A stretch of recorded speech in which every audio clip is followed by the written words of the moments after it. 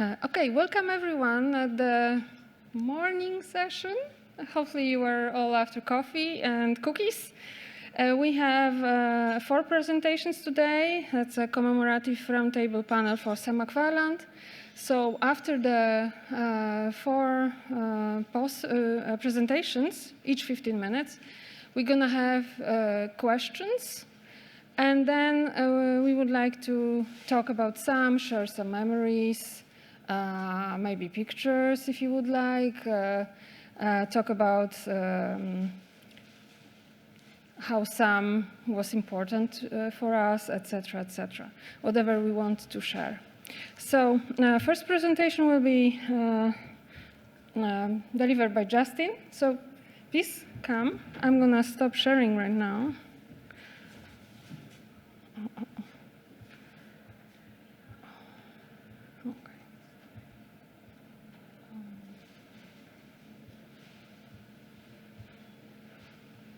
Okay, I lost it.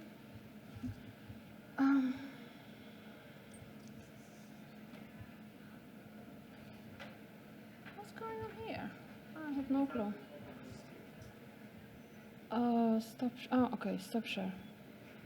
And do you want me to start, or can you do it yourself? I don't know. Where's it at? Okay.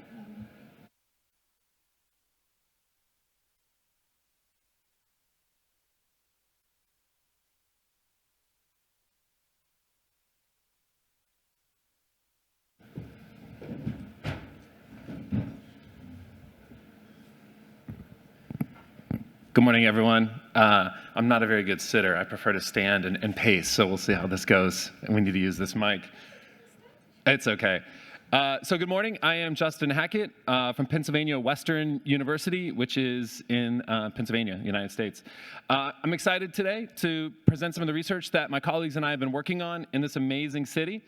Some of the work that we've been looking at recently is whether identification with all humanity has the ability to sort of moderate extremist views. In other words, does identification with all humanity have the ability to make Republicans in the United States look more moderate in their views? I don't think I'm going to blow anybody's mind when I tell you that America right now is a fairly politically polarized place. I think that the insurrection is an illustrative example of how things are standing and what the United States looks like right now. Recent polling has shown that 71% of this UMass Amherst poll showed that 71% of Republicans have called into question whether President Joe Biden was legitimately elected to office. So some unsure, partially perhaps, that it was not legitimate, and some very convinced that it was not a legitimate election. And this poll isn't an anomaly, right? So here we see multiple polls ranging from 21 to just in June of 22. About 70% of Republican voters suspect that there was some type of election fraud in the 2020 U.S. presidential election. This polarization is not seen just in this perspective. We see it in a range of issues in the United States, right? So whether that is wearing of masks to help prevent the spread of COVID-19, mandatory vaccinations for certain areas of employment. I'm a PhD doctor, not a medical doctor, but I'm fairly certain that that is an ineffective way to wear a mask. We also see it with the recent Roe v. Wade, the Supreme Court overturning Roe v. Wade, right? Both viewpoints here on this particular perspective, a long-standing Supreme Court ruling that had been overturned. Okay, so when we talk about identification with all humanity, we're talking about viewing all humanity as a family, right? And this is grounded in some of the self-categorization theory work, where the highest level of categorization was proposed as being this human self-categorization, right? Where we have the ability to view ourselves as a very large, encompassing in-group with all humanity. Initially, a lot of that work was not researched there. A lot of the particularly in the realm of social identity theory, in this sort of mid-tier level here, where group in-group in-group and out-group identification, right? Where we have this tendency to categorize our world into groups to which we perceive ourselves as having some type of membership. And we garner a sense of identity from these groups. But we also recognize that there are out-groups, those groups that we perceive ourselves as not belonging, right? And to some extent, they tell us who we are not. And then at the sort of lower tier level, we have this sort of personal identity. What differentiates us from members of our particular in-group, right? Gives us some sense of uniqueness here. There is some similar work in the common in-group identity model. However, this work seems to be situationally activated, right? So for something that's occurring in the situation, we recategorize at that moment in time, and we expand our in-group so that what were once members of an out-group, we make a larger in-group, a more inclusive in-group for at least this moment in time includes members of former out-groups. This is different than when we talk about identification with all humanity, which we perceive as a more stable individual characteristic that people have.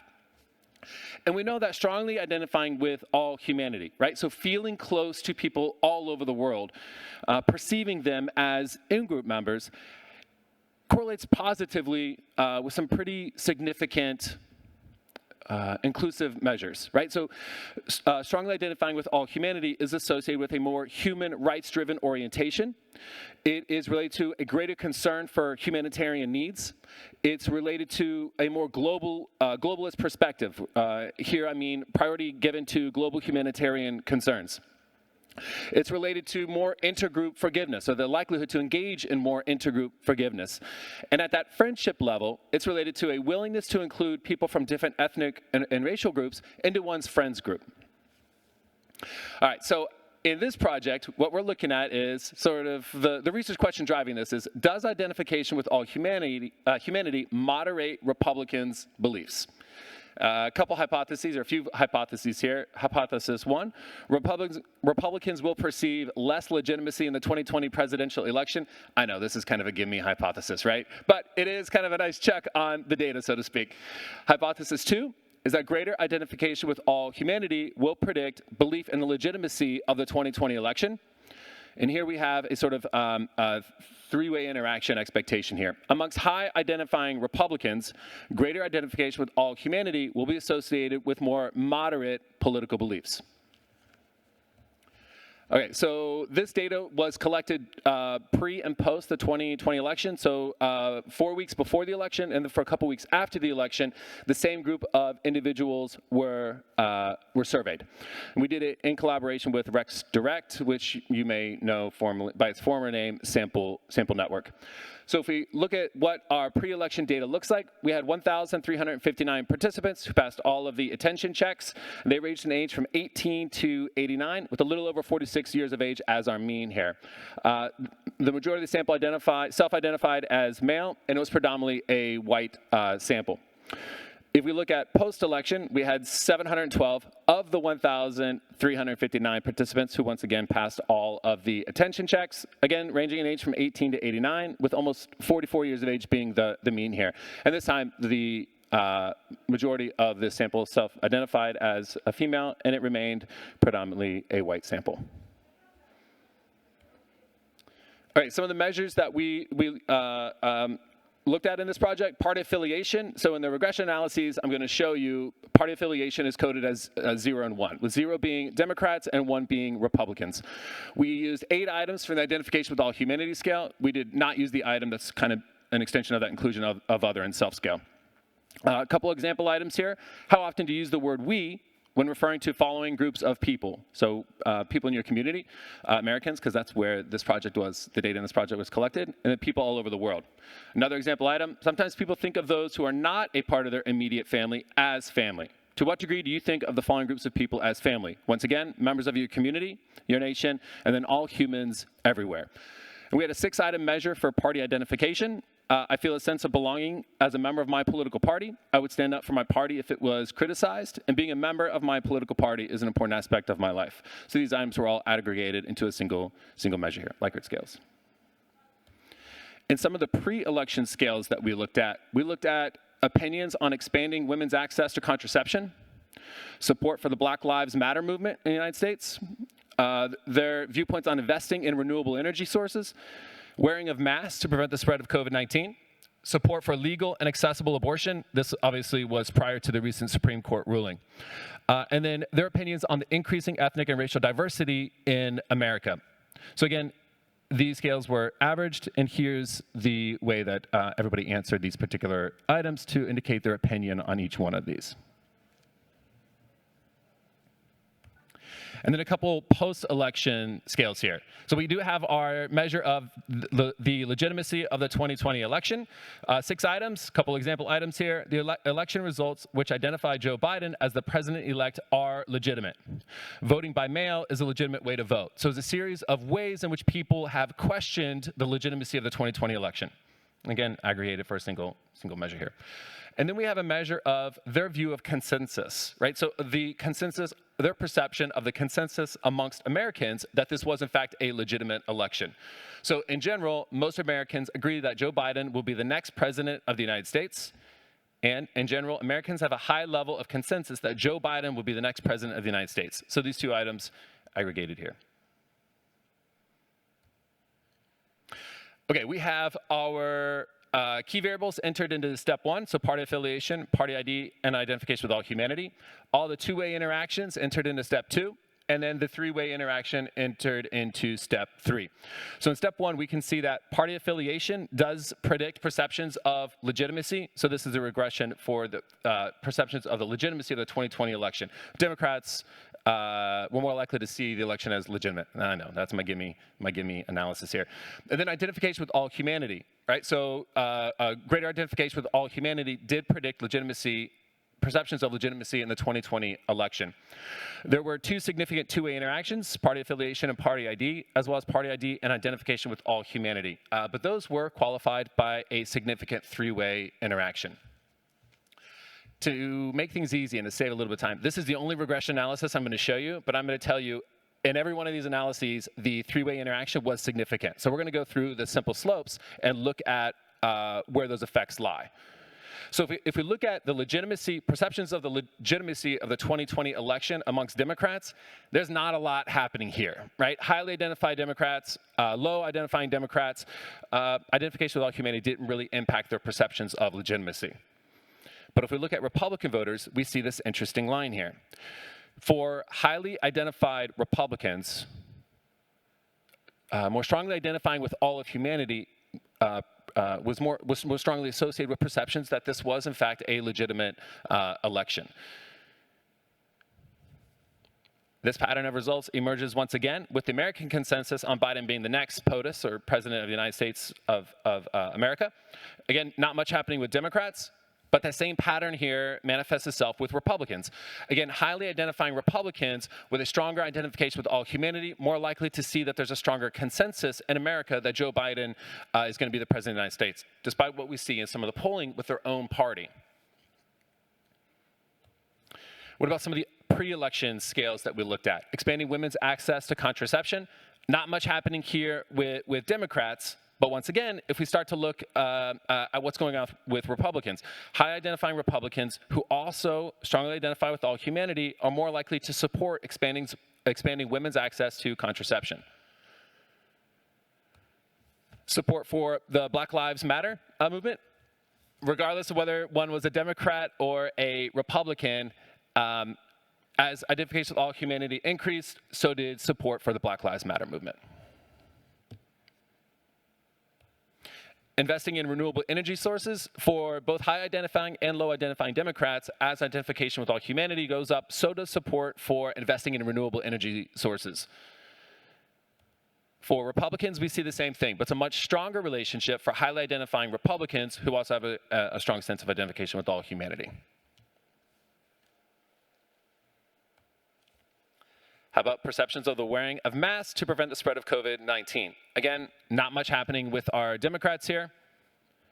But for our Republicans, once again, we see that highly identifying Republicans who have a strong sense of identify with all humanity is more strongly related to belief and support of wearing of masks to stop the spread of COVID-19. Support for legal and accessible abortion. Not much happening with our Democrats here. But once again, we see an effect here with high identifying Republicans. High identifying Republicans, greater sense of identifying with all humanity, more supportive of legal and accessible abortions. And perceptions of the increasing racial and ethnic diversity in America, once again, regardless of whether one was a Democrat or Republican, as identification with all humanity is going up, so is support for increasing the racial and ethnic diversity in America. All right, so we're seeing a moderating impact here with identification with all humanity, where it's making our high identifying Republicans appear more moderate in their views. If we think about the deepening polarization in the United States, I think that knowing this information, knowing that there is a population within the Republican Party who is more moderate, might encourage people to be more bipartisan. That might be an opportunity here to sort of bridge the political divide that we're seeing in the United States. Whether any of these individuals are elected officials, I don't know, right? But that might be an area where bipartisanship is an option. So what now? Who are these Republicans, right? Well, I think a more nuanced analysis is needed here. Speculatively, I think that perhaps these may be individuals who are more fiscally conservative, but more liberal in their social issues. But their fiscal conservatism is driving them to maintain their ties with the Republican Party.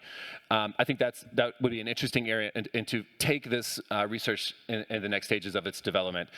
So thank you for listening, and thank you to my collaborators, both of whom were unable to be here today, Dr. Amber Gaffney and one of her graduate students, Andy Wilson, at Humboldt State University in Northern California.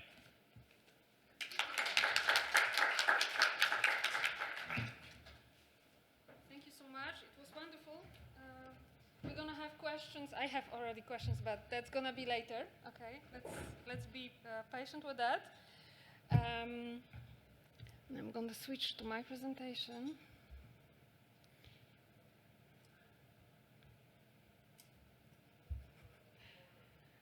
Okay.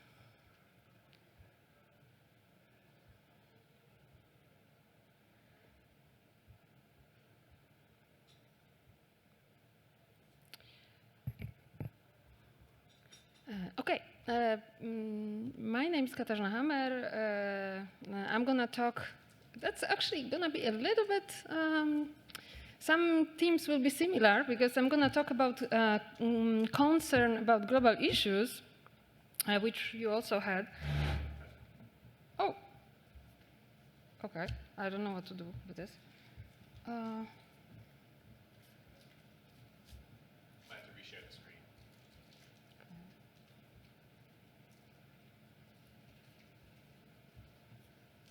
Yeah? Okay, it's gonna work now, I hope. More specifically, I'm gonna look at the question. When we have the COVID-19 pandemic, which is, as we know, an event which disrupted the lives of people all over the world, caused people to worry about their health, the risk of death, creating changes to work and family life. I don't have to tell you this. How will it affect, and will it affect, concern for global issues? Maybe people who worry about, their lives or a life of people close to them will not care about, I don't know, global change or plastic in the oceans or human rights in other countries, etc., etc. Additionally, in many countries, we had closed borders. Okay, it was especially huge in Europe because in European Union we have open borders, so we could just travel through the countries, not even noticing that we are in different countries, and all of a sudden they started to be closed. So would it be lowering global concerns? Because from also identification with our humanity. For example, if people are identified with our humanity, care about global problems, all of a sudden it's all about the country. How our country is doing with COVID, how many masks do we have, we're not gonna share with anyone else because we need for us, right, vaccinations and everything. So everything went to the national level, in a way. But on the other hand, we had World Health Organization very active, so everyone was listening to the announcement and stuff. So On the other hand, we had a global level of talking about COVID. So how would it affect, especially identification with our humanity and global issues? And for example, we investigated issues like climate change, plastic waste in oceans, violations of human rights, inequalities in the world, the refugees crisis, and the spread of diseases around the world. And funny thing is that these items were already before COVID, they were created, okay? All of a sudden, especially the one about diseases started to be even more current and up to date. So we investigated these potential changes as well as predictors, potential predictors. So I'm not gonna talk about identification with our humanity too much because Justin already made a great talk about that.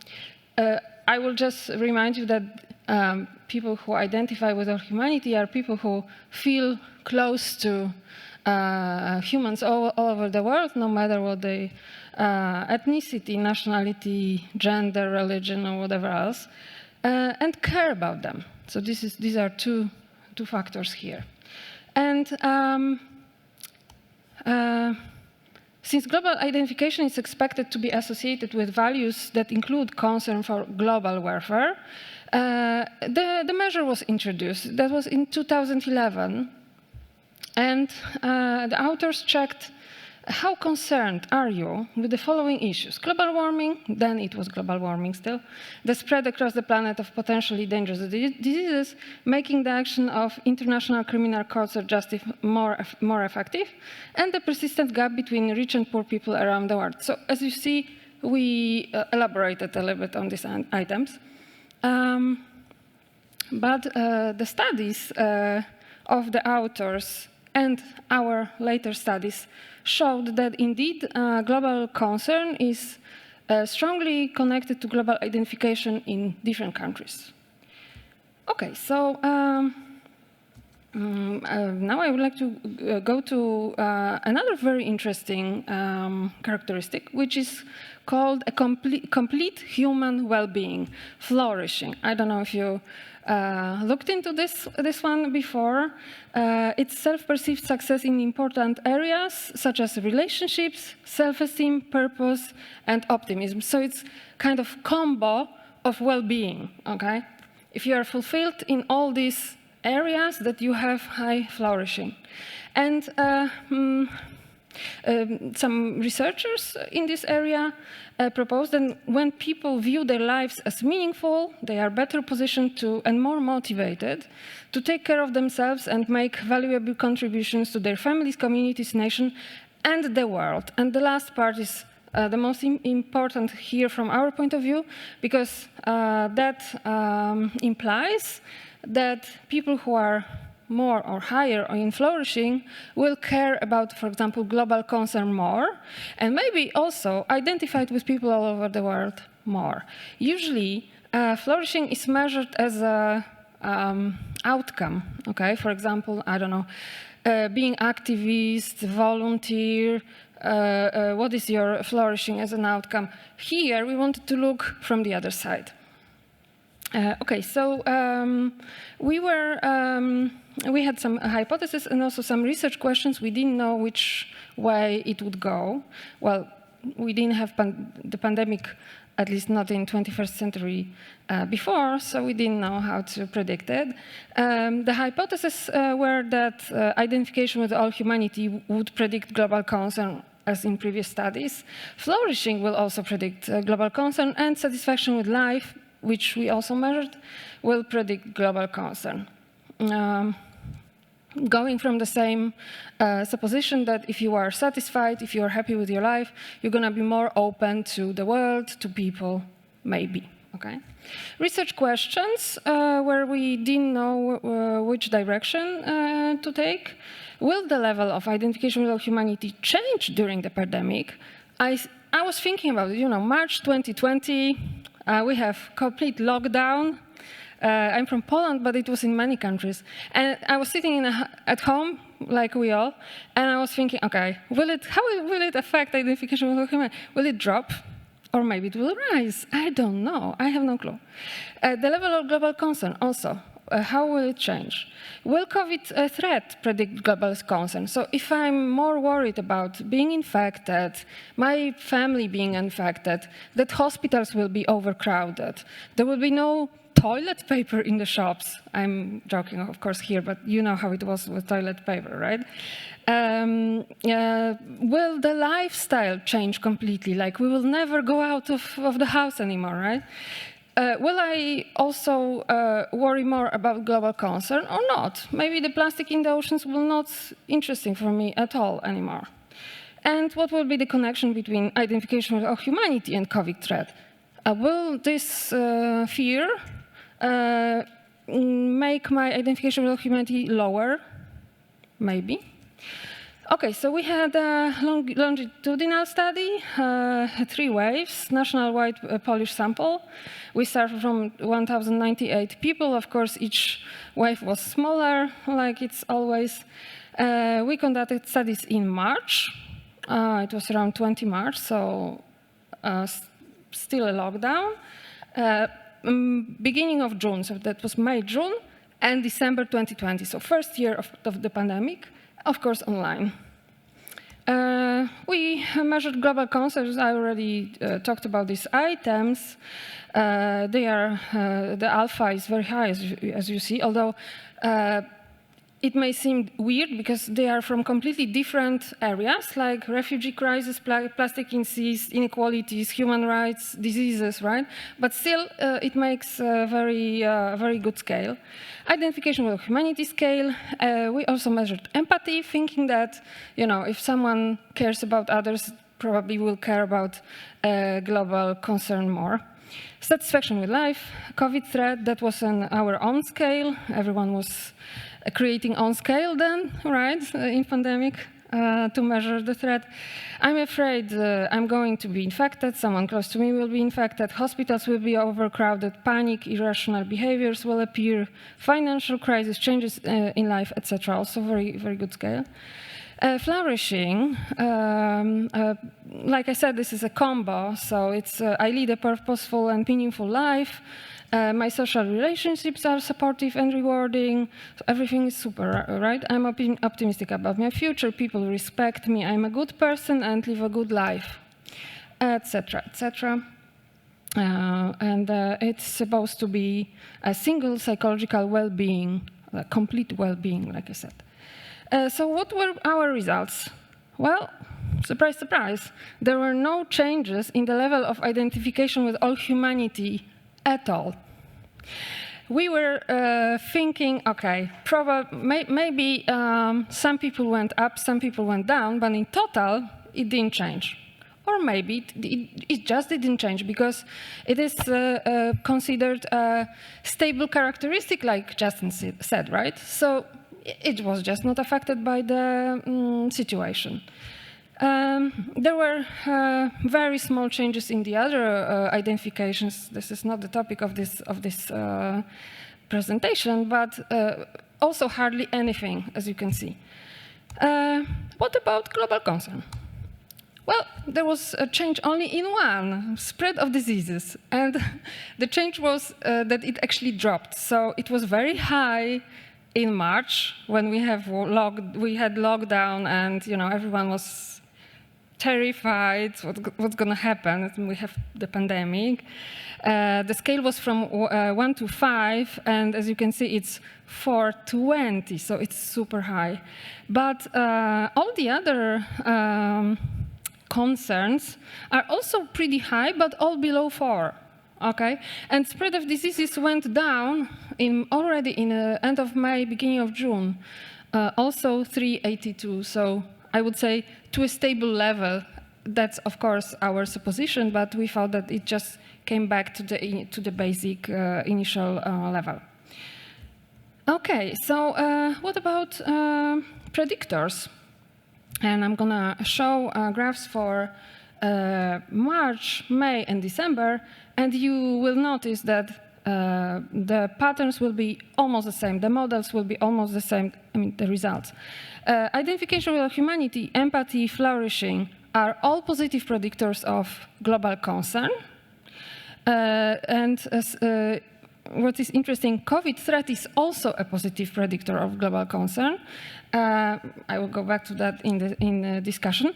Satisfaction with life, nothing is going on there. And it's also very interesting that when we added COVID threat in the second step, it didn't change anything. So the predictors hold, okay? Model of predictors hold. Exactly the same in May. And in December, the only change is that satisfaction with life started to be, but very weak predictor or negative predictor of global concern. That's very interesting that it's negative. But the effect is very low, so I would think that it would have to be checked again.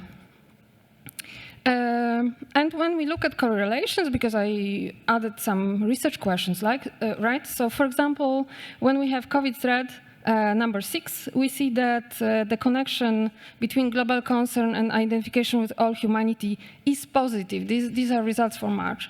So being afraid how it's gonna be in the pandemic doesn't make you unsensitive to other people or to world problems, which is, I think, very positive information. And also here, if you look at flourishing, flourishing connects positively with global concern, identification with our humanity, and also empathy, which is also very interesting. Okay, so I have 45 seconds. So our results show that during the first year of the COVID pandemic, between March and December, there were no changes in the level of identification with our humanity. And I didn't show it, but we also checked for factors, so bond and concern, also no changes through these 3 waves. The level of global concern, no changes, only did the worry about diseases spreading through the world, but they actually dropped, this concern dropped. Predictors, identification with our humanity, empathy, and flourishing, positive predictors. Satisfaction with life, not really important here. And these effects remain significant after controlling for COVID-19 threat. And both flourishing and COVID threat were positively connected with global concern and identification with our humanity. Thank you very much.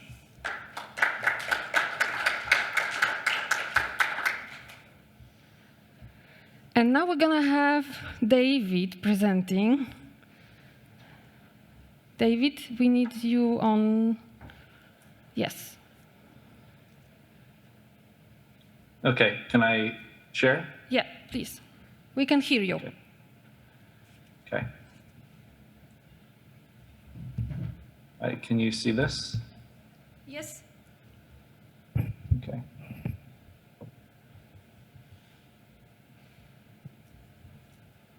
All right, I'm going to get started. Hey, everybody. I'm coming to you from the US in the state of Wisconsin. It's about 3:30 in the morning here. I'm going to, all right, just have setting my timer up so I know how long I'm taking. I'm presenting some research to you called Evaluating an Experimental Manipulation that Increases the Salience of Identification with All Humanity. I think, like many people here, the COVID-19 pandemic really got me thinking about not only my life, but also the research that I was doing and whether it has or could have any connection to COVID-19. And I remember early on, during the start of the pandemic, there was an opinion piece in March of 2020 by an astronaut, Scott Kelly, from the United States. And it really struck me and resonated with me at the time. And one of the things that he mentioned in this article was this idea that, seen from space, the Earth has no borders. The spread of the coronavirus is showing us that what we share is much more powerful than what keeps us apart. How all people are inescapably interconnected, and the more we can come together to solve our problems, the better off we will all be. So in general, not only is this just a great recommendation for what we should be doing when there's a crisis, we should be more connected to one another rather than disconnected. We should focus on, the overlap among us and other people rather than, splitting off and splintering off. But it also really made me think about how this is deeply connected to the way I and many of the researchers who study this concept, how it's connected to this idea of really inclusive social identities like identification with all humanity, and whether this might actually be a tool that we could use to change how people respond to crises like this that affect all of us. So I'm not going to review too much of this because both of the speakers before me did this, but in general, lots of research has shown that somebody who identifies with all humanity has it's associated with lots of different things. They're less ethnocentric. They tend to be lower in right-wing authoritarianism and social dominance orientation, more empathic, higher in openness to experience, and in general, just more concerned about other human beings and wanting to contribute more time and resources to causes that affect all human beings. But other research has tried to identify where this identification with all humanity comes from. And some research says that it stems from a cluster of different personality traits. Other research suggests that it can arise from social experiences or the context that one finds oneself in. But by and large, overwhelmingly, when research is done on identification with all humanity, it's operationalized or it's measured as a personality trait using a scale. And far fewer studies have really successfully been able to directly manipulate identification with all humanity, not manipulate something else and measure identification with all humanity as an outcome, but directly manipulate it and see if you can get people identifying with this group. I'm not saying that it's never been done before. Reese and colleagues have done this. Wool and Branscombe, Greenaway and colleagues have done this before. And it's one of the things that I was really interested in doing, in part because of some thoughts by Sam McFarland and many other colleagues in this room wrote in one of Sam's most or last contributions to the idea of identification with all humanity. He and others said, collectively, in an era of rising global problems that only all humanity can solve, while simultaneously facing narrow nationalism increasing in many places, we view global human identification and citizenship as an important offsetting ideal. We hope that others will join us in both studying and promoting this identification.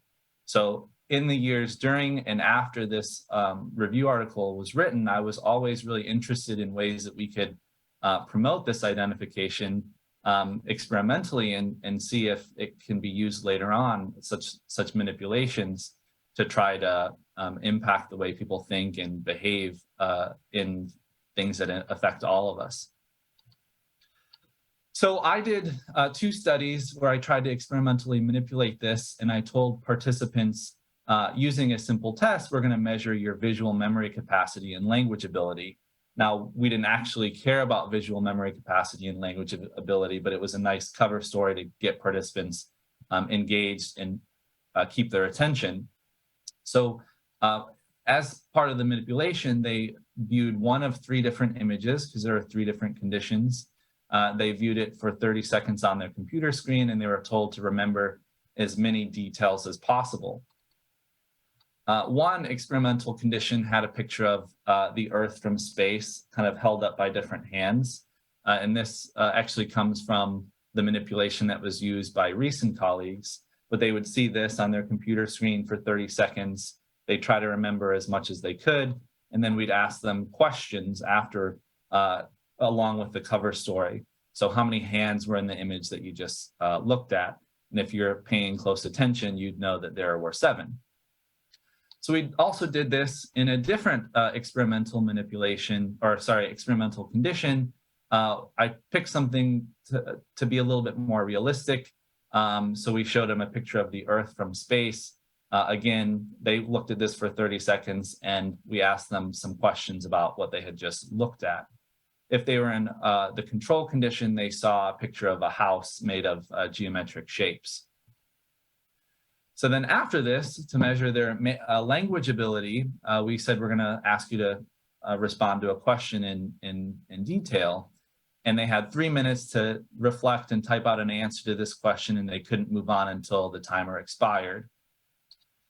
If they were in one of the experimental conditions, this comes from a colleague, Paul Burton, who I think is who I know is in the audience, did some pilot work on this as well with a French sample, I believe.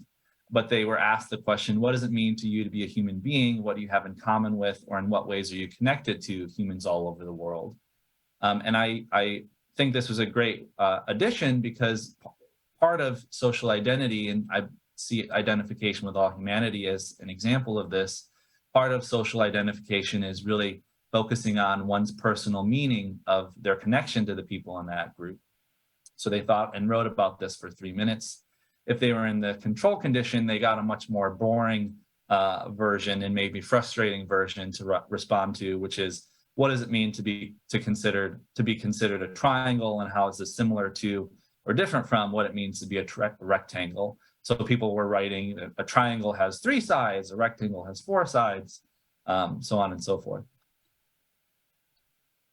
So in the first study, had almost 300 participants, student participants from the university that I've been working at, primarily white, primarily women, and the average age was almost 20 years old. This study was conducted starting in November of 2020, and it extended to April of 2021. And the measure, or the outcome that I'm going to present data on here, is the 9-item identification with all humanity scale. For example, one of the items is how much do you identify with, that is, feel a part of, humans all over the world. This had, I put the alpha in here, but it hasn't saved apparently. The alpha had good internal consistency. I think in this study it was 0.82, which is a little bit low for this scale, but it was answered on a 1 to 5 scale. And before I present to you the results, I also want to show that I looked at the results in 2 different ways. I looked at the results with the full identification with all humanity scale, but also looked at the results based on 2 factors of this original scale. Initially, it was thought that the identification with all humanity scale that Sam McFarland and others came up with was unidimensional, which means it just had a single factor. But increasingly more research has recognized that this scale actually has 2 factors, and those factors come up relatively consistently.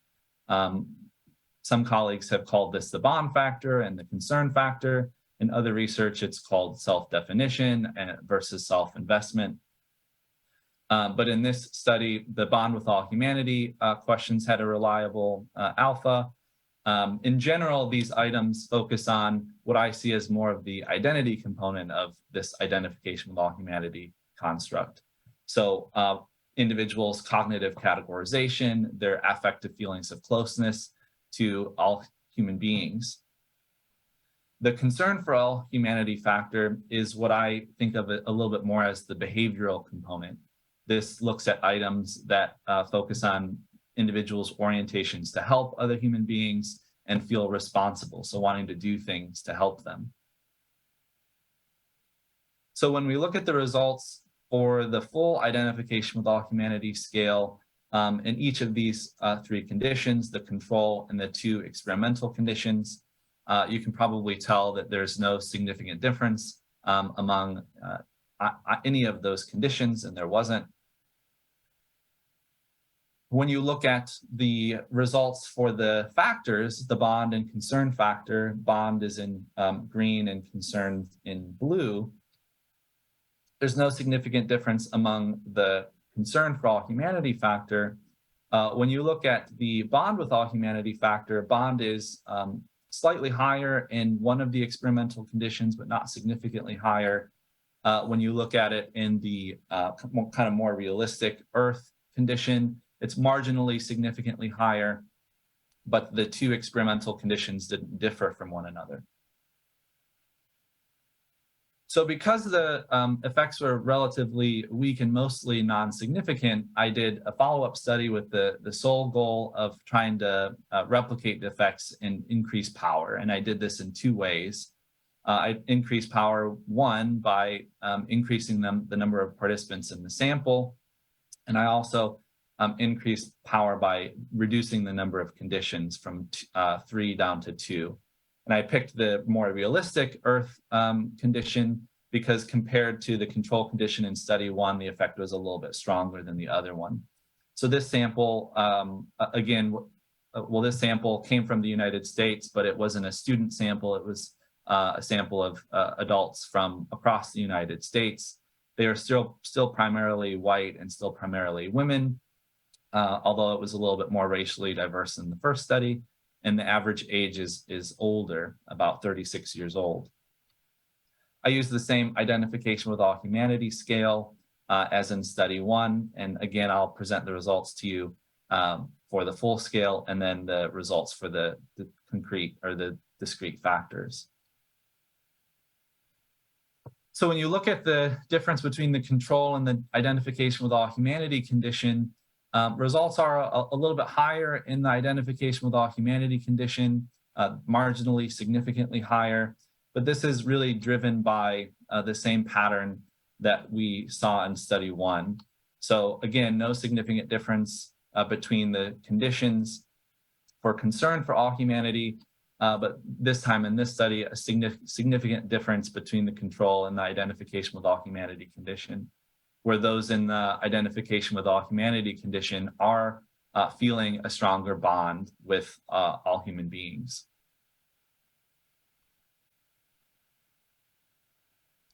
So the manipulation that I used in this study had two different components. One was kind of a visual component. They were looking at an image of Earth from space.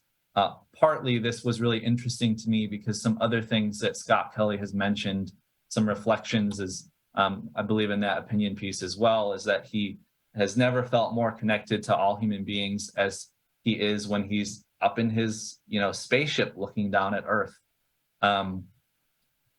And the other component was a kind of a reflection on what it personally means to each individual to be connected to other human beings.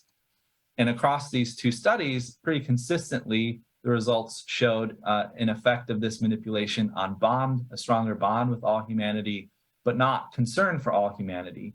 I want to be fair and clear and show that these were not huge effects. The effects were relatively small with Cohen's D's between 0.24 and 0.27. And as such, I think future research should seek to figure out ways to strengthen this and other manipulations of identification with all humanity. I don't know, but I've been thinking about whether there's any value in having manipulations have isolated components versus combined components. I combine these two components together, but I sometimes wonder if the combination of them might have dampened their effect or disrupted something somehow. Would have been more effective or stronger if just one of those components was used. I also think future research should figure out ways to manipulate the concern for all humanity factor, just because the bond with all humanity factor was the one that was consistently affected. I also think future research should test how nuanced this manipulation could be based on different goals. So if you're trying to change attitudes or beliefs, manipulating the bond with all humanity factor might be more effective. If you're trying to change behaviors, manipulating the concern factor might be more effective. In one intergroup context or intergroup example, maybe if you're trying to reduce prejudice and stereotyping toward outgroups, manipulating participants' bond with all human beings might be an effective way to do that. If you're trying to reduce discrimination toward outgroups, maybe manipulating the factor that changes how people want to behave toward other people might be effective. Overall, I think there's a lot of value in examining the usefulness of such manipulations on things that affect all of us. So can manipulations like this or others be used to increase people's desire to want to get vaccinated for lots of different infectious diseases? Can it be used to change people's denial of climate change or their desire to want to do something to combat climate change or international crises.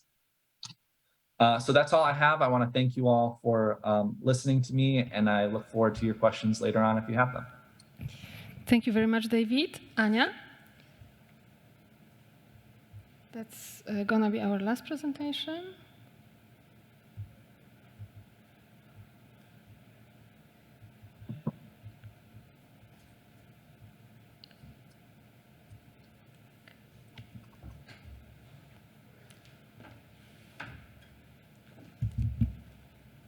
Can you restart?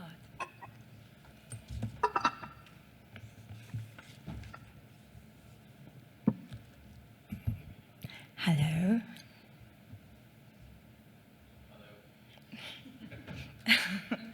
Okay, good morning. Thank you all for coming. I have the pleasure to be here and to present you the last presentation in this panel. Thank you, Kasia, for the invitation. As I'm the last, I don't have to explain everything, and okay, so I'll go with it. I have the pleasure to present you today the result of 2 of our studies, but I will comprise it all and I will present it as one study. So the title is Superordinate Identities, Self-Transcendent Emotions, a longitudinal study in Spain and Chile. Well, this is kind of strange here. I will just move it a little bit. Yeah, so as you may know, we have faced a lot of different challenges as a consequence of globalization, and a lot of different processes of migration and growing interrelationship between different countries, continents, and parts of the planets. So at the same time, because of the recent pandemics and because of this enormous impact that this pandemics had in our lives, both directly because of the infections and indirectly because of the disorganization of our lives. It all impacted us in different kind of ways, in our well-being, in the way we looked at our lives, and it changed us. It changed the way we looked at us, it changed the way we looked at other people, and some kind of it changed the way we understand a lot of things. This time, we are going to see our small but big studies about superordinate and proximate identities and about emotions. So I'm not going to go into the concepts because Kasia and Justin, they already explained it. So I only want to tell you that we are going to use those concepts of superordinate identities. So in this sense, for us, it was important to deepen into the examination of the factors that currently play an important role in the construction of social identities. So for us, it's important to consider that one of the obstacles to the globalization of global societies is the division of our society into groups. So to reconsider it, we think that it's important to provide a global identity, to foster this identification with all humanity, because it can give us a platform to unite people, to provide a tool that could make us be a part of something bigger, and that could make us be better people. So it's important to know and to find tools that could help us to feel it, and to know how to foster it, and to know how to make us elevated, yeah, of course. Superordinated identities are inclusive identities that require incorporating diversity of current social distinction and encompassing the entire world. The aim of our study and the main research problem was to examine the levels of identification, both proximate and superordinate, and also self-transcendent emotions and self-oriented emotions, and also the association between both emotions and different levels of identifications.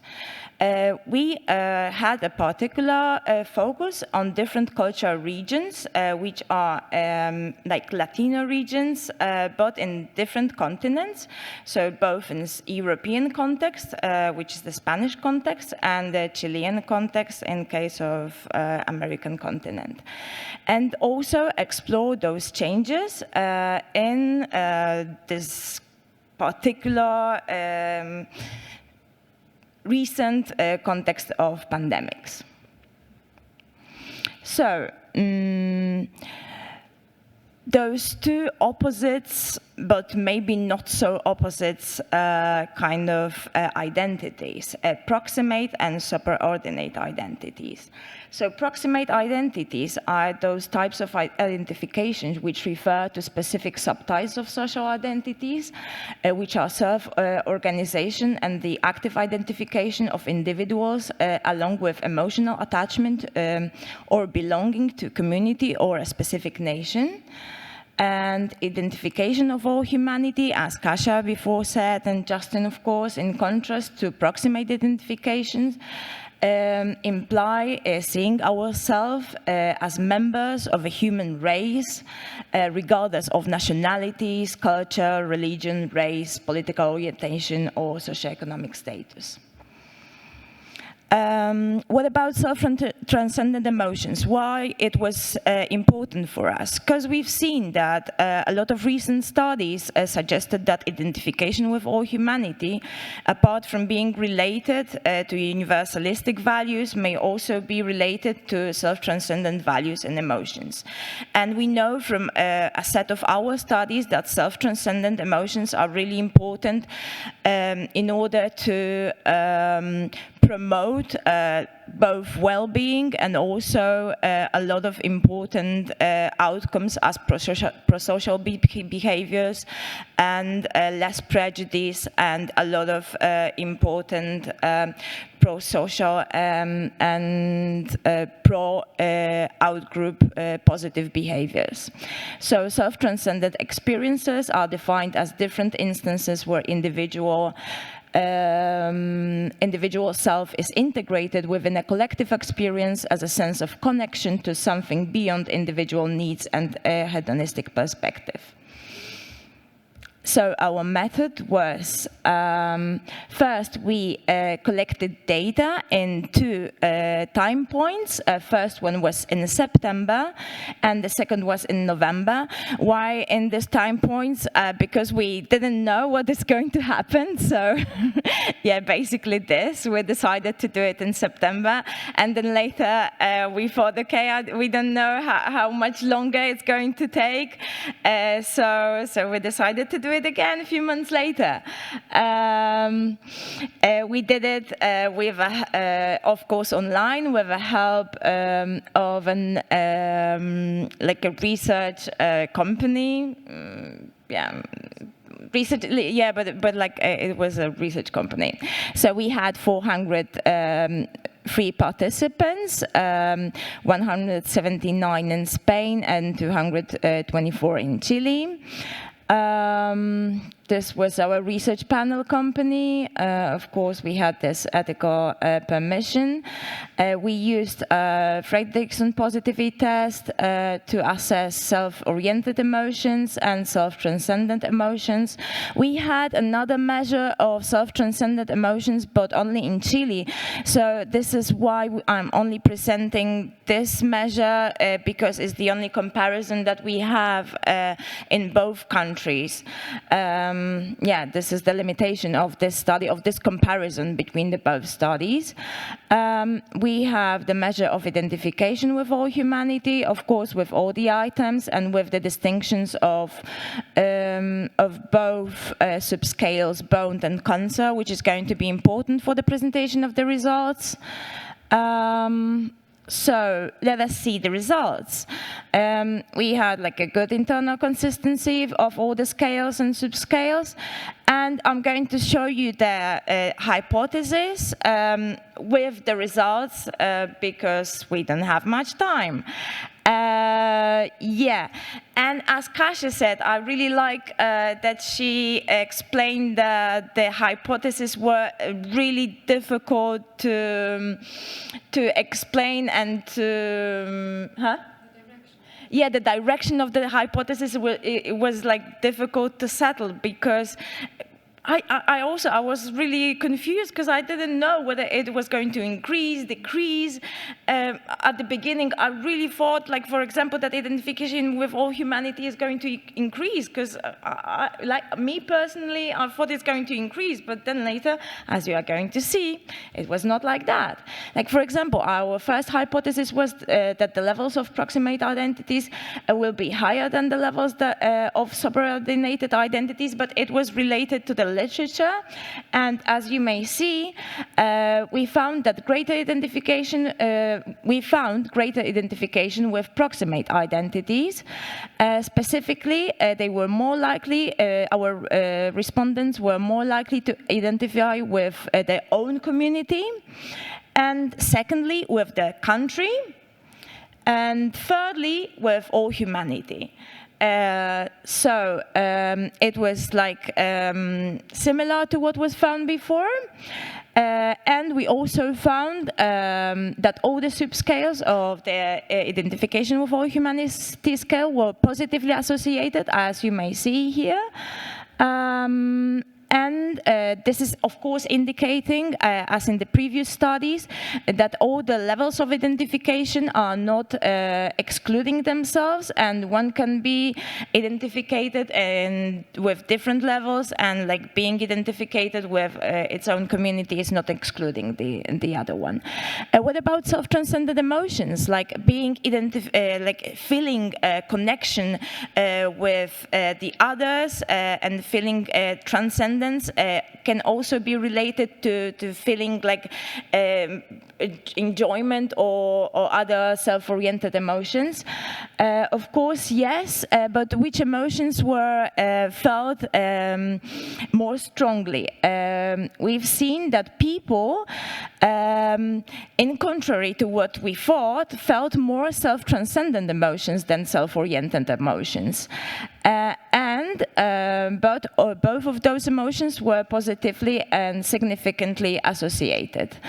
What about third hypothesis? The more self-transcendent emotions participants experience, the more they will identify with superordinated categories than with proximated ones. As you may see, it was not like that. It was something strange, because, for example, we've seen that they identified the correlations were stronger.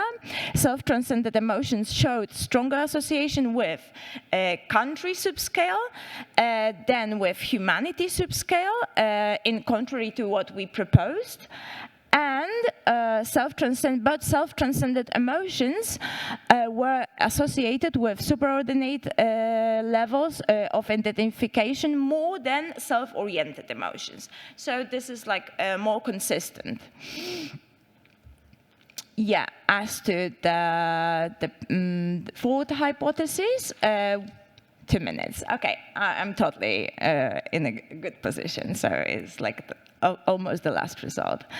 We wanted to see the differences between countries, like to see whether the cultural component is kind of important in this kind of results. So here we can see the differences between the results as to the community subscales.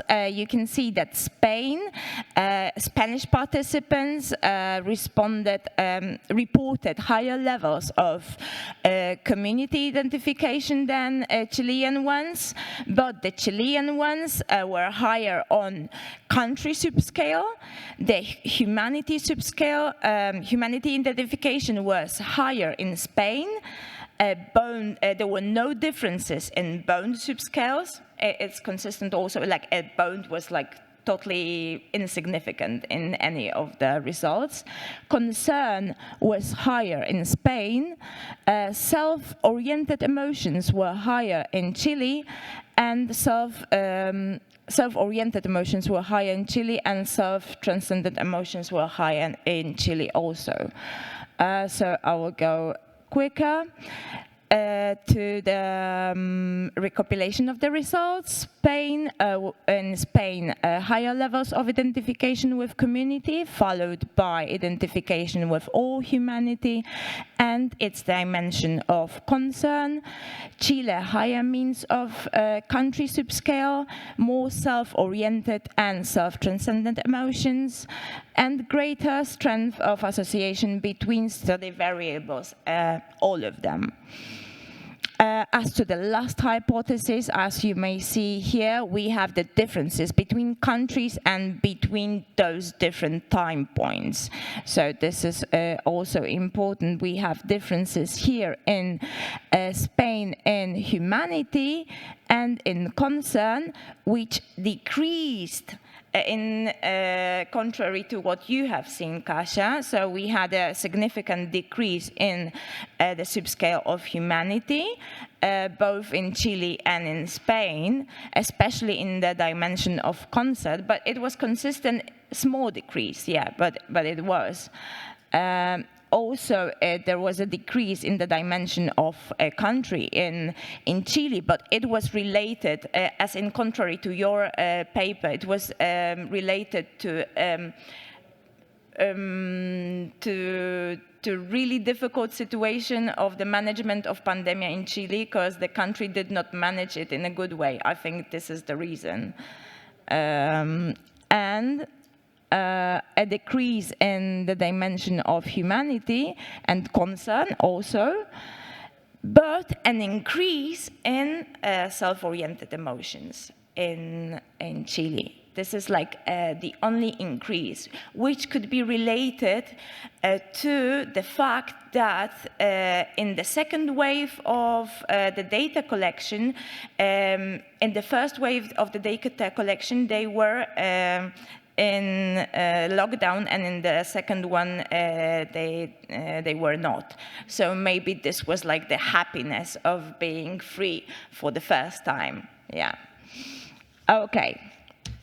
I'm done. Thank you.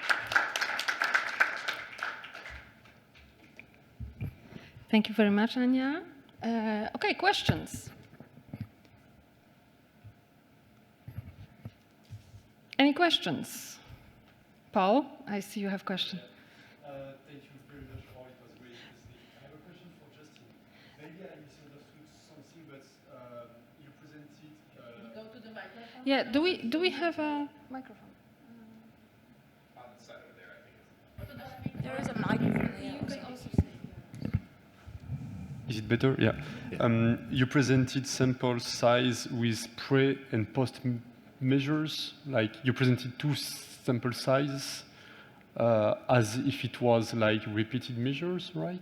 No. No? Okay, so I misunderstood something. No, some of the items were measured. There are two data collections, one okay. prior to the election and then one after the election. So, Was it the same sample? yeah, yes. Okay. But the post-election was a smaller sample. Okay. And Yeah. so the analyses were based on the smaller one? For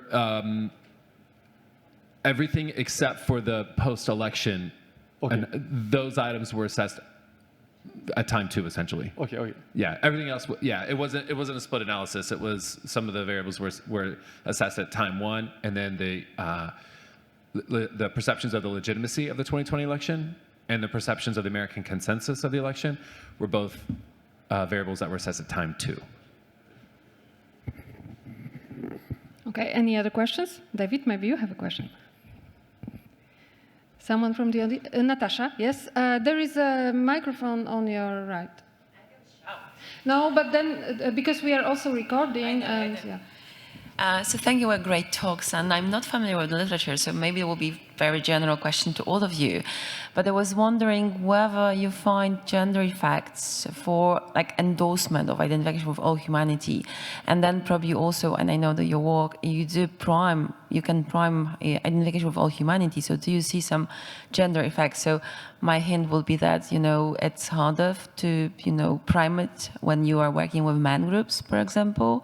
So the general question is like, what is it about identification with all humanity that we can actually call it a gender effect? So whether men find it harder to identify with all humanity or women find it easier. May I answer that? Because I actually wrote a chapter in your book about it when I was analyzing a few studies, and the conclusion, to make the long story short, the conclusion was that it's actually, it's not about biological sex, it's about gender. It's about how feminine or male someone, what traits have the person. So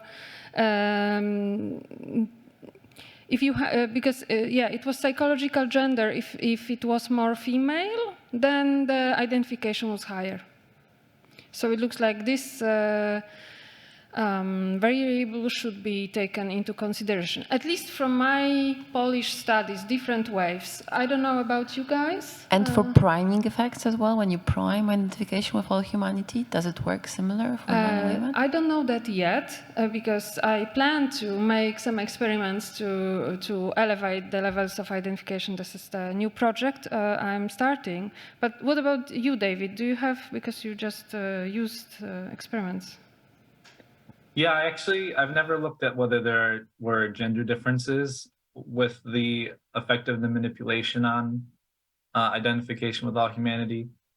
I didn't check, but should probably look. We're gonna tell you later. Yeah. What about you? I can tell you, Kasia, if Okay, you know who they I are. will tell Natasha. Okay. My answer wouldn't be any different than Kasia's. I have not primed it and looked at gender differences, although in some of the analyses that I've done, identification with all humanity is higher with women than men. In my analysis, it was different, depending on the study, really. So that's why I was looking also at psychological gender thing. Anya, do you have any? Yes, I looked at it just in case, like in both studies, like in this one, in Spain, in Chile, and in another one when where we primed emotions, and not identification with all humanity, but self-transcendent emotions, because we had some difficulties with it, and we didn't have any differences in identification with all humanity, but we did have differences in experiencing self-transcendent emotions, and they were higher among women. Mm-hmm. Yeah, that's it. Okay. Any other questions? Yes.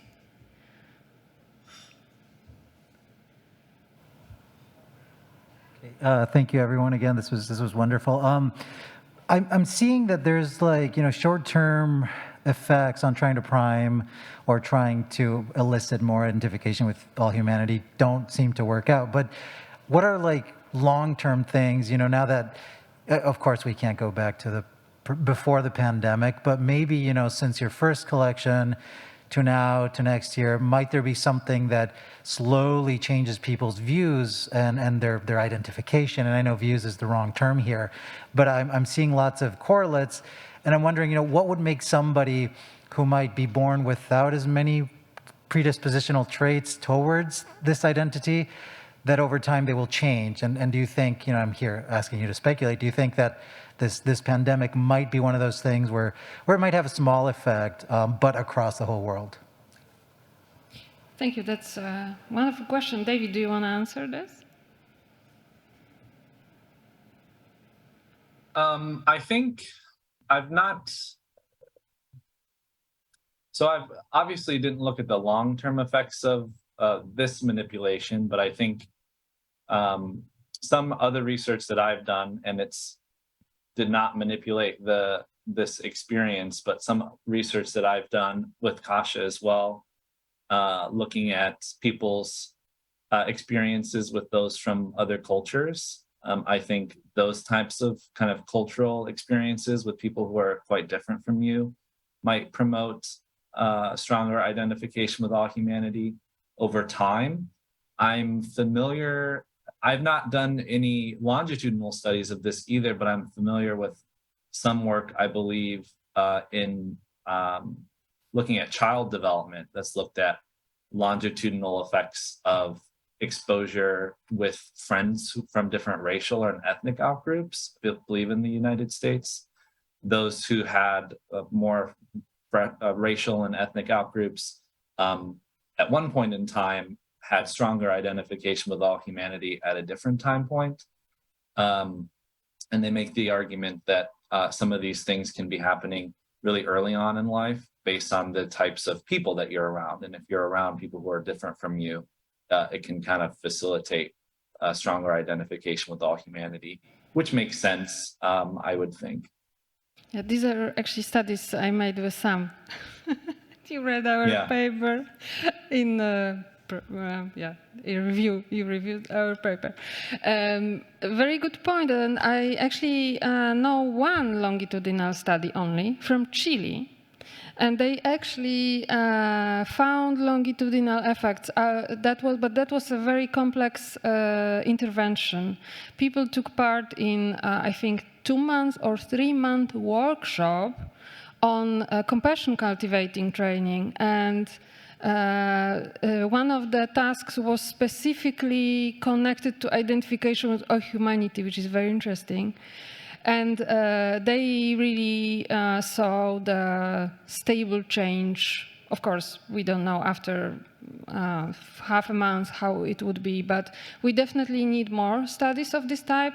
We also need more studies to check what kind of interventions could work. And this is exactly the project I'm starting. I hope we're going to find some in a team, like I was showing you yesterday, Identification with All Humanity Lab. If you're interested, you can contact us. It would be great to find what works and check it in different contexts, cultural contexts, different labs. So, yeah. Okay, Phil. Yes, I was going to ask something similar. I mean, I know, kind of in reading some of Sam's work and talking with him, there was also a religious component, right, to kind of identification with all humanity that you see across different religions. Mm-hmm. And I mean, I think of Buddhist mindfulness practices, right, as ones that are deliberately focused on cultivating other compassion and recognizing a sense of common humanity, right, and gospel references to the Good Samaritan, right, and kind of these things that you do find religious beliefs. And so, you know, I don't know that identification with all humanity, I don't know how much it's considered a personality trait versus an ideological set that can be developed, right? But those kind of longer term notions of kind of focusing on cultivation of compassion are more things you inculcate over time, right? It's kind of essentially neuroplasticity, right? You get better at being compassionate for people the more you do it over time. And so, yeah, I was going to ask about any kind of longer term research looking at those things, because I could see it being very difficult to manipulate short term, maybe some small priming effects, but I really like the applied aspect of thinking about it in terms of long term. How do you cultivate this as something we want to see more of in people? This is something we're going to research, and I hope we will have some answers for you like in 3 years. I hope so. It is so far, like David said, it's very difficult. There is the whole paper. Actually, I love this paper because it shows 13 experiments which failed in elevating global human identification. maybe it was global citizenship identification, I don't remember. But people normally don't publish things like that. And that's why I love this paper, because they actually showed what failed, and we will not make the same mistakes anymore. So this is really important to publish also that we didn't find effects. But it is very difficult. Not many studies were successful. We will look into it in more details. Laura, please. Yeah, I just wanted to mention, according to this this note, that we compared people who have a mind-body practice like meditation and yoga to people who don't, and those who do have such a practice, they report higher levels of global identification. And we also did one study that we, I think I presented it last year here. I'm still in the process of publishing it, but where we did a app-based mind-body training, like a meditation training focusing on compassion that lasted 10 days, and it also increased global identification. And the more in the known groups approach, like the longer and the more people have practiced, also the stronger their global identification. So I think it's not a longitudinal study in a long run, but I think it speaks for this idea that a long-term practice might have a positive potential to increase global identification. Yeah, and probably keep it longer also. Yes. Yes. Okay. Thank you. I had a mindfulness researcher reach out to me and ask me about a semester-long project. He's teaching a course on the science of mindfulness this fall, and was asking about kind of doing a, I guess, in a sense, a longitudinal study over the course of the semester, because part of what he wants to do in that class is engage the students in mindfulness practice for that entire semester. So not just talking about the science of mindfulness, but engaging in that practice. The limitation of that is that it's a seminar class. So I think there's about 18 students in that class. It'll be a pretty small sample, but it would, I guess, kind of touch base on what we're talking about right now. The press control group, that's going to be already double. So, Laura, you wanted to add? Yeah, actually, some researchers from the University of Leipzig are also conducting such a project, and they asked me to collaborate with them, and we will also ask for global identification. And it's like a one-semester course, and they have quite a few courses, so the sample will be rather big. So what about you so I'm very collaborating? excited about it. Yeah, maybe let's... Yeah, I will show you. Yeah, Germany and the States would be nice. Yes, would be great. Okay, we have, it's going to be lunch break, so we can really stay longer. I would like to talk a little bit about Sam. I hope you would share some thoughts and memories, because there are some people who knew him here. Would you like to start, Justin, maybe? Would you like to say something? Of course, it's not obligatory, but maybe you would like to share something. Sure. I first met Sam. Oh, I'm sorry. Is there time or? Okay, it's really short because, really short question, okay? Okay, so we're working with Sam McFarland's work also, but in a very different way. Sorry, I can't hear you. Okay, we're working with Sam McFarland's work also, but in a very different way. So we're using it in a more qualitative way. It builds a lot on what David started with. So we give people a world, and we invite them to rule the world. And it's an interactive, so they can draw lines on the world, or they can choose not to draw lines on the world. So we come at it in this slightly different way. So it's a great panel.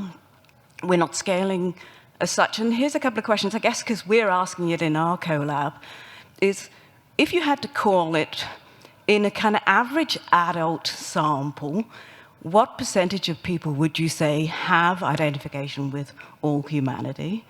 And the other second question, again, because we're asking it a little bit ourselves, is do you think that there's value in having a disidentification with all humanity type scale and building up, not the absence of IWA, which is one thing, but actually actively picking up on the kind of anti-globalization, anti-one world, and developing a kind of disidentification scale.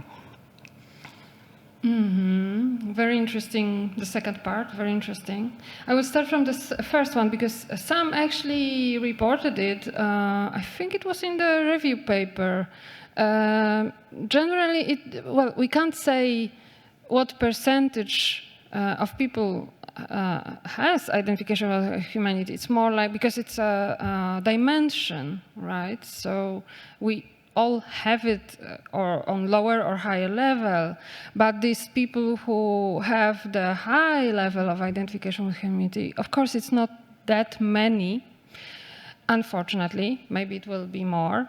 And it's similar in all countries. What Anya was showing, a community identity and national identity, not mentioning family identity, these are always higher.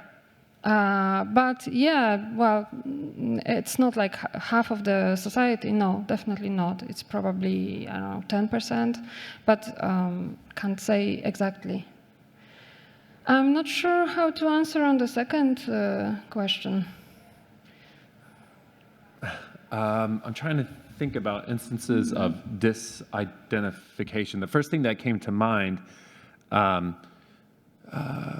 would be secession movements, right? That would be an interesting project to look at, whether it was a number of years ago, Scotland was talking about devolution of power and secession movements. There's always a part of Canada, I think, that always engages in secession ideas. Texas in the States often threatens secession at times, it feels like.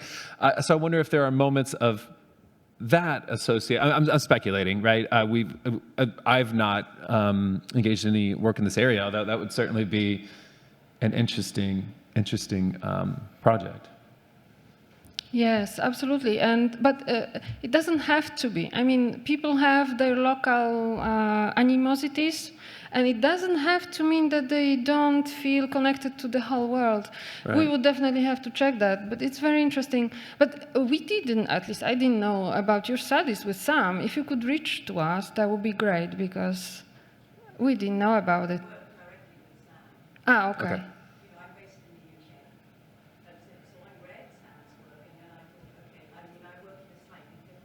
Ah, okay. But if you could reach to us, that would be awesome. And few words about Sam, if we could, yeah. It was about the secession movement comment. Ah, okay. Please go ahead. Well, whatever comment you have, please share. If it's going to be about secession or maybe Sam, then.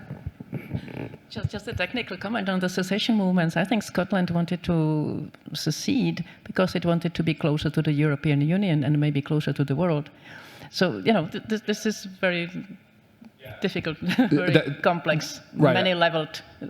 Right. After I made that comment, I was thinking about whether it has to do then with feeling that your nation state is too far removed from the global community, and that seceding then would give you the ability. That's a really interesting perspective.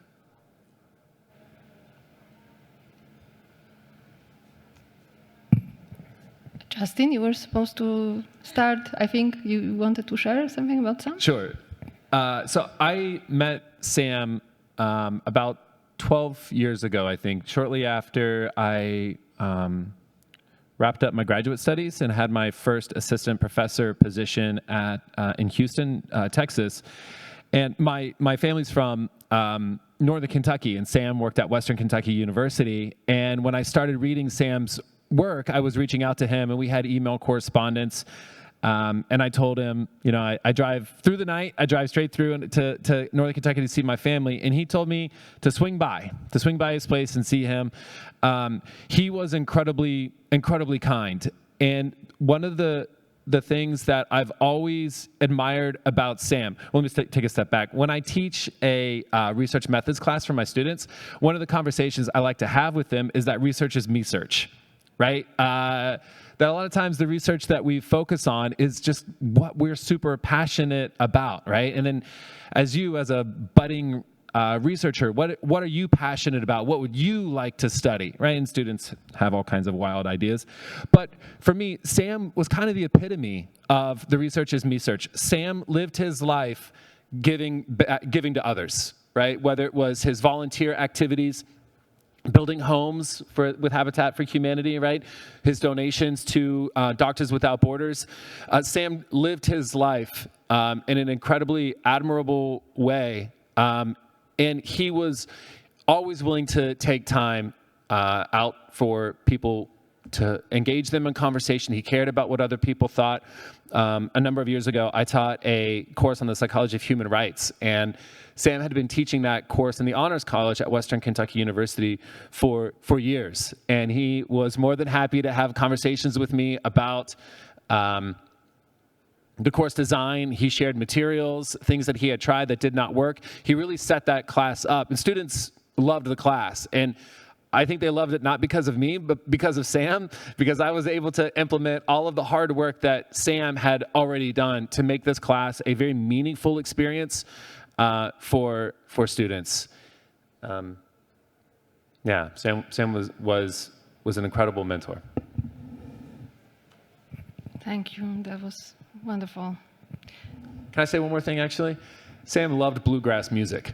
Yeah. If you were ever in his car, there was typically bluegrass music. Did he play the banjo? I feel like maybe he did play. Well, I visited Sam twice, and every time in his Jeep, we were listening to bluegrass. I even got a CD. Yeah, that was fantastic. David, you would like to share also some? Yeah. I kind of had a similar experience as Justin in that Sam encouraged. I was around Western Kentucky a few summers ago, and he encouraged me to come visit him. And I was glad that I did, because it was the first and only time I met him in person. Of course, I probably met Sam 5 or 6 years ago, trying to publish a paper that was looking at some things related to identification with all humanity. And I suspect he was one of the reviewers, and gave me a lot of good feedback. And from there, I started talking with Sam over email, and then through Sam, I met Kasha, and then through Kasha, I met so many people in this room. So Sam, one of the things that I'm really appreciative of Sam is that he connected me to so many people who have not only been colleagues, but have been really great friends to me over the last 5 or 6 years. When I met Sam, I was visiting another friend in Western Kentucky a few summers ago, and he had me drive down, and we spent the day together. And he and Cheryl, which is Sam's wife, we sat and we talked about a lot of things in his home, and he just has the most classic academic home, of a professor that you could imagine, just books everywhere. And it was a really great day together. And I don't want to take up too much time, but there was something that I wrote about Sam and posted to social media back in January when I found that he had passed away. So I just wanted to read that and then pass it off to somebody else. I said Sam was a colleague and friend, and perhaps the single largest reason I study identification with humanity to this day. Sam was the fiercest advocate for human rights around the world, and for figuring out ways we can better recognize our common fate as human beings. It seems harder and harder to navigate a world, one that seems increasingly more chaotic and divisive by the month, when people you respect and admire leave this earth. I'll miss reading Sam's reviews of my manuscripts. He was forever and always reviewer one. He reviewed a lot, and he was always the first one, always the first one to review, I suspect. I'll miss his quick email replies and the framed picture of planet Earth he had sitting behind his head on Zoom calls. Cheers to Sam, my fellow human. Thank you. I remember these words. I was crying when I read them. Yeah. Okay, anyone else? Phil, would you like to share some memories? you have?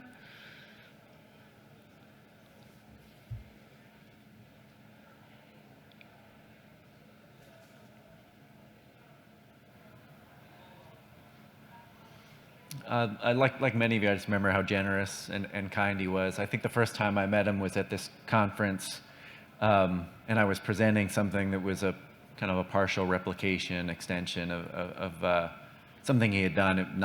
This was before Identification with All Humanity, something he had published before. And he kind of kindly came up to me afterwards and said, like, you had some of that wrong. And we had a really good discussion about it. But then, we kept in touch, and I remember reaching out to him. I co-authored one paper with him, but reaching out to him about a research idea, and he was just game for anything. Just how prolific he was, obviously, as a scholar, the passion and authenticity. I like the me-search focus, right? Because he really did seem to kind of emanate the kindness that you got from his research. I don't know that he talked about himself as part of the positive psychology movement, or others viewed him that way, but as someone who reads the positive psychology stuff, he very much fits that, right? Because we're always looking at the dark side of things so often, and I think it is important to look at the optimism side, because that's what you want to. You don't just want to focus on the problem, you want to cultivate solutions, right? And I really like how his identification with all humanity moved things in that kind of solution-oriented direction. And so he's just a great role model and mentor. He was. Thank you very much. Yes. Anya, I remember you also had contact with Sam on one of the conferences, on one of the ISPP, no? Launching mentoring lunch thing? Because we met through Sam. I remember that. He pointed you out to me. Well, just... Yeah, I think we only had a brief conversation with Kasia and with Sam, and of course he was a really kind person, and I had a really brief opportunity to meet Sam, and I really wanted to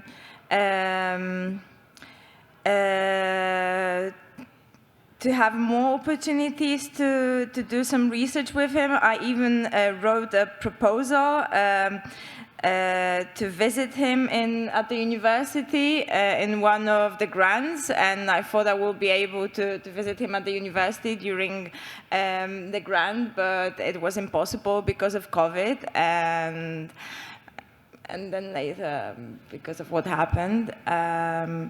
But yes, it's a pity, and I know that he was important for all of us, and he was an amazing person. So he would love that. He would love you to visit, and he was super supportive and really wonderful as a mentor, as a person. Do we have yeah, please. Super. Kia ora tātou. My name's Mark Wilson. I'm from Victoria University in Wellington, and that's going to become important in a second. I only ever met Sam in person at ISPP, first time in 2011. And one of the things that hasn't been spoken much about is his pre-identification with all humanity work. But it seems to me that the 96 McFarland and Addison STO and RWA omnibus paper must be one of the most cited unpublished conference papers that I can think of.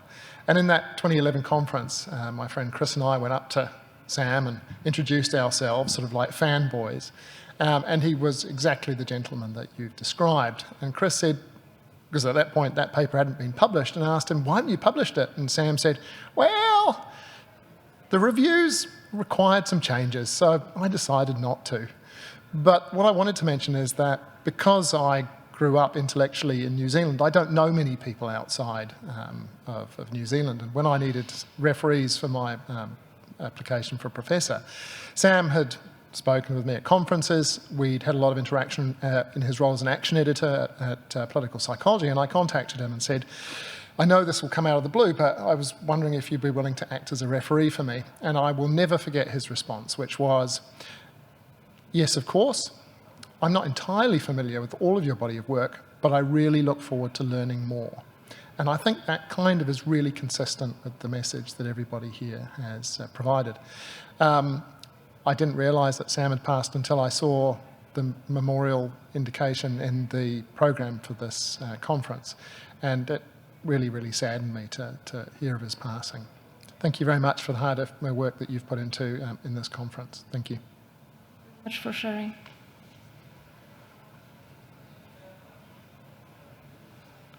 Anyone else? Margherita, Laura, Paul, Martina? Anyone? I can add something. It's very good to hear all of these memories that everyone has, and I identify with them also. I met some just online.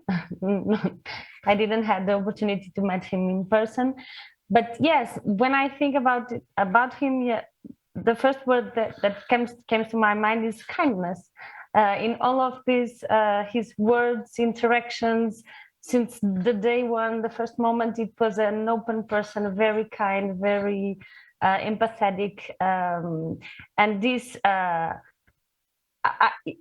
I would like to thank him for having inspired all of these people to study this and to foster this spirit of cooperation in academia that I felt with you all, and that is amazing. And I'm very lucky. I feel lucky to have this opportunity and inspiration with people like you and like him. Yeah, inspired by him, and that's all I want to say. Thank you, Margherita. I must say, me too. I feel very lucky. Laura? Yeah, I think maybe just one little memory I often think of is when he asked, so I also met him only online with you as a group, and I'm really lucky about it. And yeah, this one memory I often think of is when he asked us about our future plans and advised us that being a researcher is the best he could do. So he was so enthusiastic about this profession, and I really felt that, yeah, he just loved his work, and it was really encouraging for me. So yeah, and I'm always, when I have some troubles, I really think of this moment. So that was the first thing that came to my mind. Wonderful. Thank you for sharing this. Paul?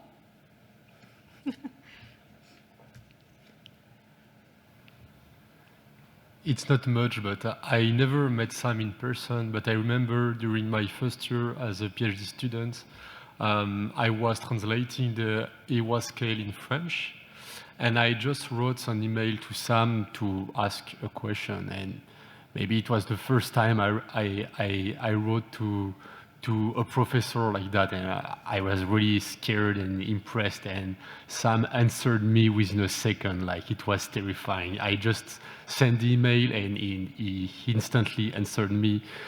He answered all my questions, and he gave me your contact, Kasia, and then I met all the EWAC community thanks to Sam. And yeah, I will always remember how kind and accessible he has been to me. So yeah. Yeah, that's true. And it ended up in a paper together. Yeah, okay. Any last words? Thank you so much. It was wonderful. I'm happy we also had this opportunity to share memories. Thank you so much. See you later.